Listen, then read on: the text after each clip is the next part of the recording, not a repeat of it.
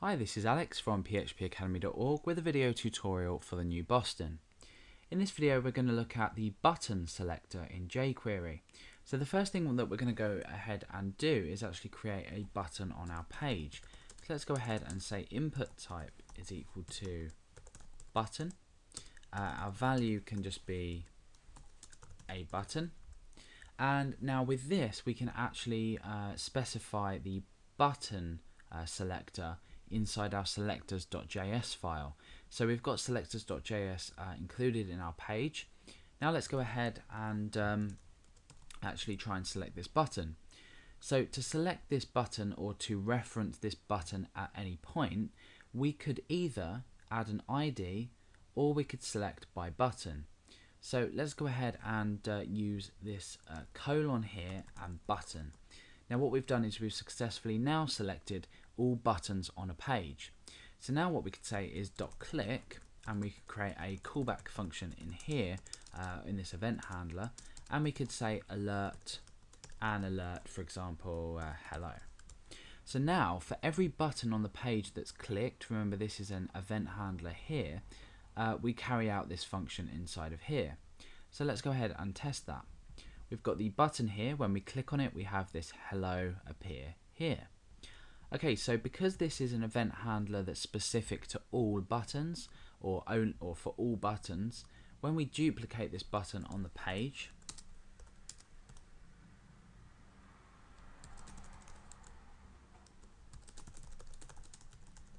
okay, so we've created 3 buttons now. We've got this one, and this one. What our jQuery handler or selector is going to do here is it's going to pick up all buttons on the page. So it's only selected button or elements with the type button. So we can have a look at this. When we click here, we have hello. When we click on this button, we also have hello. And when we click on this button, we also have hello. So for example, if I was to go ahead and change this first one or the last one to submit, this is going to make all the difference, because when we click on this button here and this button here, this third one does not match the set that has been selected with jQuery. The element isn't a button, so when we click on it, nothing happens because this is a submit. So let's take a look at the jQuery submit selector, which is exactly the same using a colon.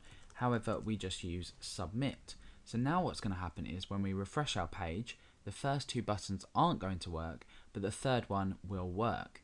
So we've selected all buttons on a page. So how would this be used in a practical real life example? Well, let's just say you have a lot of buttons throughout your website and you have this JS file selectors.js. Let's just say you have a lot of submit buttons that when pressed you want to disable them and then go ahead and wait for the form itself to load. You might have these submit buttons as part of a form. Now if you were to create, say, an inline function for each of these buttons, this is extremely inefficient. So if you reference just all buttons on a page and carry out an action just for them buttons, this makes first of all a lot easier for yourself because you only have to write a few lines of code. But not only that, it actually creates a more efficient application. So let's take a look at what I've just spoken about as an example. Okay, so we've got the input type button here. Let's just say that when we press the button, we want to go ahead and create okay, so let's go ahead and we've created our button here. We've got a type of button and value is, let's just say register. We might also have a button somewhere else on our website that's called just submit, for example a contact form or something. So we've got these 2 buttons. Now what we want to do is when either of these buttons are clicked, or when any button on our website is clicked, we want to display the text please wait. So let's go ahead and say submit, which we haven't got, that's button. Let's just change these to submit. So when a submit button is clicked somewhere, we want to change the value of the text in the button. And you could also disable it, but we won't be looking at that in this tutorial. So you can reference the button like submit, and then you can say .attra. This is the attribute of a function. So for example, the value we can change to please wait. So don't worry if you don't understand this functionality just yet, but essentially we're just changing the value to please wait.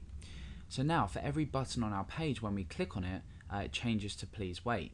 Now we do have another problem here, and this was created on purpose. We have please wait now on the buttons. So what if we had two of the same button on the page?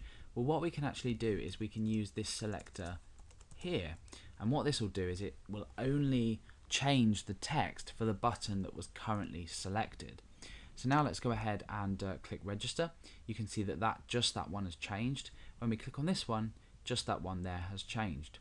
So I took this a little further than I'd planned to, but just for now, that is the selector, the submit and the button selector in jQuery.